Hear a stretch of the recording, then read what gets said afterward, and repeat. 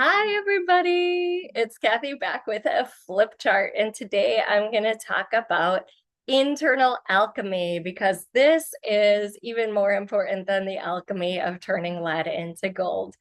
If you've seen this video, that's awesome. If you haven't seen the video where I drew this and the discordant energy, go back and watch that and I will pin it below. You don't necessarily need it before this one. So you can hang in there and just make sure to watch it later. I've already drawn a nice picture of well, it's not such a nice picture, but it's an okay picture of a woman here. Or it could be a man, or it could be whatever. These are their chakras. One, two, three, four, five, six, and then this one would be like that. Seven. Okay. And the thing about chakras is that there are two energetic channels going between them. There are actually three. One goes up and down. This hopefully would be a straight line. If you have scoliosis, don't worry about it. It's still, how it's meant to be in you. So this is called the Sushumna channel. Now, why am I talking about this first? Why is this even important, useful, anything like that? I guarantee you it is, because here's the thing. All the time, our attention is going out to different things. It could be to something beautiful, like your pet. Oh, I'm not gonna draw it, or like the sun. I could draw the sun. Okay? Something beautiful, something terrible, the news, right? Talking heads, blah blah blah. Okay, telling bad news. To your car, to other people. Oftentimes, our attention is going to other people. So all these things, right? Important things, unimportant things, doesn't matter. Our attention goes to all these things. Sometimes it goes to worry as well. So I illustrated the aura in the last paper, last video, and you can check that out because you'll see a lot of what happens to the aura. Now, the practice of internal alchemy is really about balancing the feminine, receptive nature, the yin, with the active, the nature, the yang. It's the right creative brain, the artistic brain, the receptive part with the linear calculative part. Is that a word? Yeah. And so that balance. The thing is, if you ask yourself right now to put your hands like this, and then where is my masculine right now? Okay, and let your right hand raise to wherever that is. And then where is my feminine right now? Usually, people's masculine is either a little bit or a lot. Often I see it like this. Sometimes it's like this. Imbalanced. Okay. That's because our culture values activity, striving, action. It does not value rest, taking deep reflection time, taking time off, right? It just doesn't value that. However, valuing both and allowing your feminine side to rise, to come into balance with the masculine, will help everything because that's how you were designed. That's how you were created, if you prefer that word, right? You're created to have these two sides in balance. And I'll show you what happens when they're in balance. So the right side, we're going to make this the right side. Even though to me it's the left, right?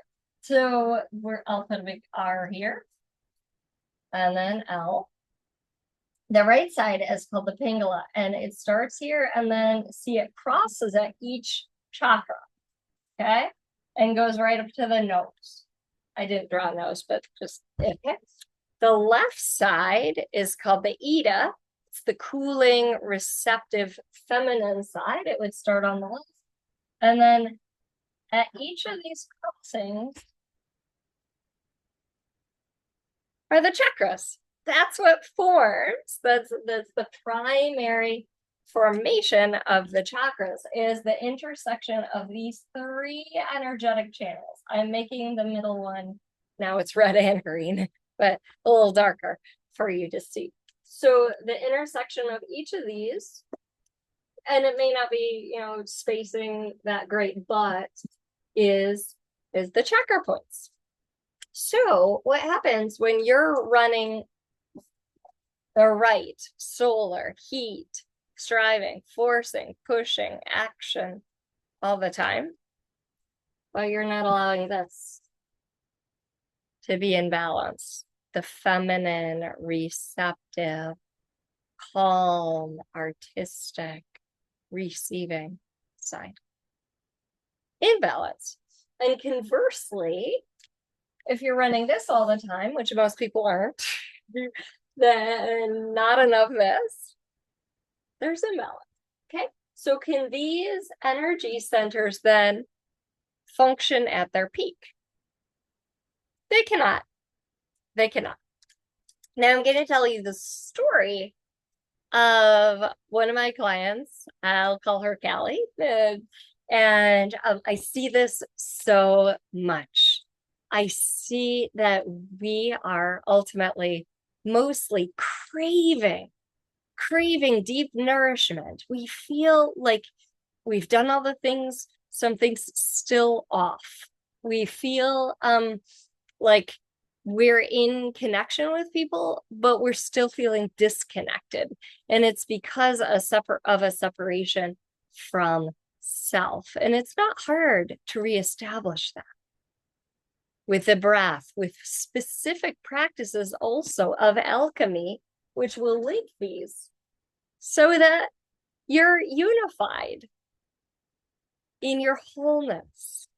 And so Callie came to me. She had just discovered her husband cheating on her, not just once, but several times.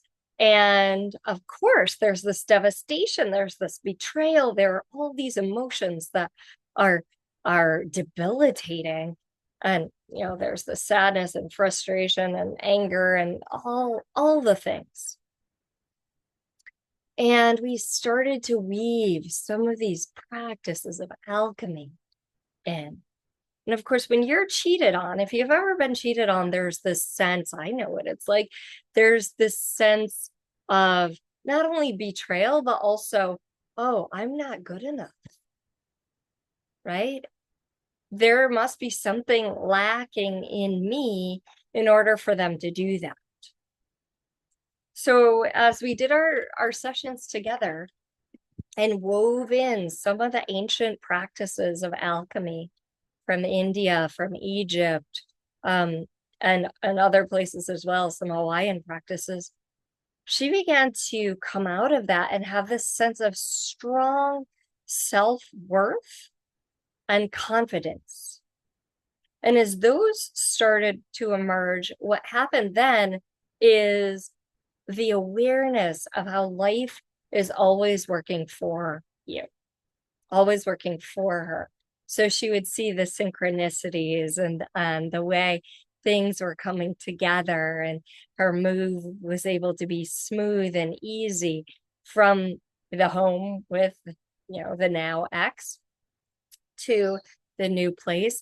And it was like life started to open up in magical ways because you're turning the lead of negativity and the lead of materiality and opening up the light channels, which are already in your body, to create the alchemy, which is ultimately the way that's self-actualization. Maslow's pyramid, did I say it? Maslow's pyramid. Self-actualization is at the top, but you need the sense of safety first, right? Well, when your whole life is just blown up because now you have to move and now your relationships are breaking apart and now the finances are just going pooh, like there is not a sense of safety. But the thing is, external safety is one thing, internal safety is another, which is why you can it can look safe on the outside, but sometimes you don't feel safe, even though, it's like because something from your past is triggering that sense of unsafety. But if you use the tools of alchemy, as Callie did, you start to feed the energy down here of safety, security, stability, trust in life. Life is beautiful and amazing, and you have trillions of cells dancing in your body right now, working together to allow you to take your next breath. Life is confirmation that you are loved and you're safe mostly when you listen to your own awareness. And so as she started to do these practices, the confidence built, the self-worth built, then she was able to access her intuition even more fully. So I point out the third eye and the heart here, because these are the seats. This is where intuition lives, and also in the gut, in the womb area, more or less. So here we are with these two channels that are supposed to cross, but then we get blocks in them, right? Then we get cords of other people. Maybe you can see the screen. Other people pulling out our energy, right? The cords. Can't see it super well, but there he's pulling out her heart chakra and siphoning energy off. And so these practices are designed to help you come back home to yourself, land with a sense of self-love, self-confidence, safety, and worth, so that you can express yourself in the world in your unique way, because we're all a unique expression, a beautiful aspect of the same bouquet, each flower so different from the next, yet equally gorgeous in its uniqueness. And so by the time Callie and I finished our container together, our coaching journey, she was a transformed woman because of doing simple home practices, right?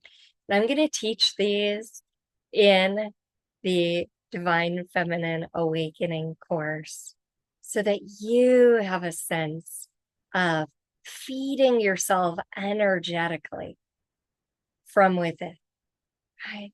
There's physical food for your physical body, and then there's energetic food for your body's energy system, your emotions, and your spirit. That's what we're going to be feeding with bite-sized exercises 3 times a week. So you can practice them and you can deepen in them. And the ones you love, you can carry forward, going forward. And the ones you don't love at this point, you'll still have them in a folder and you can go back to them when you're ready. These are each practices that I have practiced. I know in my own system they work. Yet the bigger thing is they're considered so beneficial that they've been passed on for thousands of years, right? It's not just me saying it's great, right? It's not just Callie's experience of it's great. It's people in ancient Egypt practicing this and thinking it's valuable enough to pass to the next student and then the next student and then the next student, all the way to today.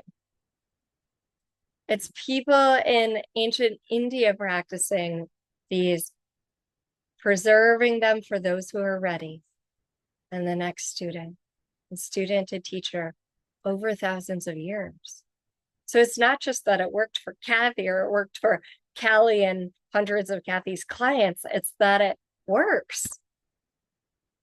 And so I invite you on this journey of the divine feminine, these mystery school practices that will open doors, open the door of your intuition with practice. And also, I'll be infusing energy, like mini Reiki sessions. I mean, that's possibly the easiest thing people would know about. but they're stronger and more poignant than Reiki or is that the right word? I love that word, and it's never the right word for me to be using. More targeted for you, right? More tailored to what does her energy system need right now? Because I can see that if you allow me to, I can see it. Yeah. And then a Magdalena session, which is powerful energy healing. If you think of this as the earth, my cute pyramid. So this is the earth. Reiki energy would be like here, and Magdalena energy would be here. If you think of source being up here, Magdalena is closer to source than Reiki is. All right. So super potent energy, and that, or an Akashic Records reading to get some real soul guidance on your journey. Or if you choose, you can have them. It's going to be a super fun journey. I'm so excited to open up this container. I had traveled to the island of Lanai in 2000, right? It's very clear. 2000, when once the world opened up again, I went there to a sacred site, and I sat and I heard teach about the divine feminine. And I wasn't really ready at that point. Obviously, it's been 5 years, but now's the time, right? Now I'm following that guidance I was given. And if you're feeling the need to come back in, establish a practice that's really going to nourish you from the inside out, that's been in use for thousands of years, and that opens you up to more self-actualization, more of your true nature. Because it's not about just adding something for the sake of adding it. It's really about helping you self-express your voice, your intuition, and letting that dictate your life, and knowing your value. All right. You can find the course at clarityspace.org/divine-feminine. And I'll stick the link below so you can effortlessly go there and sign up today.